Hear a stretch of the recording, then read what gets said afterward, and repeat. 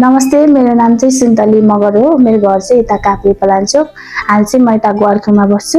म चाहिँ यो जापानको लागि प्लेसमेन्टबाट एप्लाई गरेको। मेरो भिजा चाहिँ सक्सेस भएको। धन्यवाद। मलाई प्लेसमेन्ट चाहिँ मेरो दिदीहरू पनि यहीँबाट पहिला जानुभएको।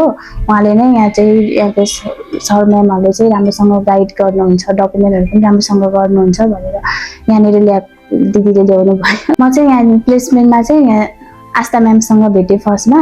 अनि म्यामले सबै राम्रोसँग जापानको बारेमा सबै भन्नुभयो। अनि त्यसपछि बुझेर मैले चाहिँ एप्लाई गरेको। क्लास चाहिँ यहाँनिर प्रोफेसर एकदम राम्रोसँग पढाउनुहुन्छ, सबै बुझाएर होइन, सबै फर्स्टदेखि नै राम्रोसँग पढाउनुहुन्छ। यहाँबाट डकुमेन्ट पेसहरू गर्दा पनि एकदम सजिलो भयो। मलाई यहीँबाट सबै गरिदिनु भयो। सर म्यामले यहाँबाट सबै बुझाइदिनु भयो प्रोसेसहरू। मेरो प्लेसमेन्टको जर्नी चाहिँ एकदम राम्रो भयो। फर्स्टदेखि नै लास्टसम्म एकदम राम्रो भयो। मैले यहाँ आएर प्लेसमेन्टबाट आएर सेन्सेबाट धेरै कुराहरू पनि सिकेँ। मेरो भिजा प्रोसेस पनि एकदम राम्रो भयो जापानको। यदि हजुरहरू पनि जापान जान चाहनुहुन्छ भने चाहिँ प्लेसमेन्टलाई सम्झिनु होला, भिजिट गर्नु होला। एकदम डकुमेन्टहरूदेखि लिएर पढाइदेखि लिएर सबै एकदम राम्रो गर्नुहुन्छ यहाँ।